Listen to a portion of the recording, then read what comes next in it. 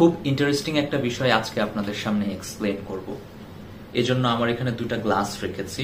একটাতে হালকা নীল কালারের সলিউশন আপনারা দেখতে পাচ্ছেন, আর একটা গ্লাস ফাঁকা।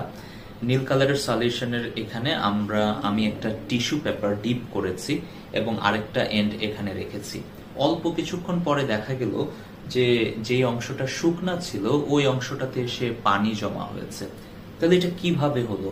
এই যে স্বতঃস্ফূর্তভাবে ওয়াটার মলিকিউলগুলা এই প্রান্ত থেকে ট্রান্সফার হয়ে আরেক প্রান্তে চলে আসলো, এই অ্যাকশনটাকে আমরা ফিজিক্সের ভাষায় বলি বা যেই ভাষায় বলি এটাকে হচ্ছে ক্যাপিলারি অ্যাকশন বলা হয়।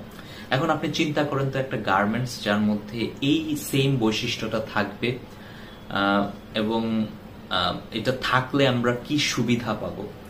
এবং ফরচুনেটলি আমি বলবো যে এরকম একটা গার্মেন্টস আছে বা ফ্যাব্রিক আছে যেটাকে আমরা কুলম্যাক্স ফ্যাব্রিক বলে থাকি।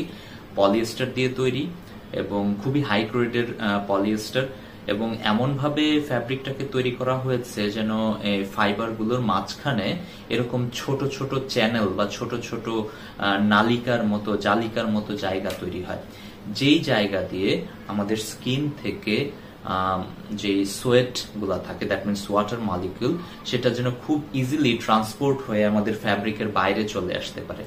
আর আমাদের স্কিন থেকে যখন ময়েশ্চারটা ট্রান্সপোর্ট হয়ে ফ্যাব্রিকের বাইরে চলে আসবে, অবভিয়াসলি সেটা আমাদের শরীরে একটা ঠান্ডা অনুভূতি দেবে এবং আমাদের শরীরটা খুব তাড়াতাড়ি শুকিয়ে যাবে। তো এই কুলম্যাক্স এই ফ্যাব্রিকটা আমাদেরকে অ্যাকচুয়ালি এই ক্যাপিলারি অ্যাকশনের মাধ্যমে আমাদের শরীরটাকে ময়েশ্চার ম্যানেজমেন্ট করে এবং হচ্ছে খুব ঠান্ডা এবং কমফোর্টেবল একটা স্টেটে রাখতে কিন্তু সহযোগিতা করে।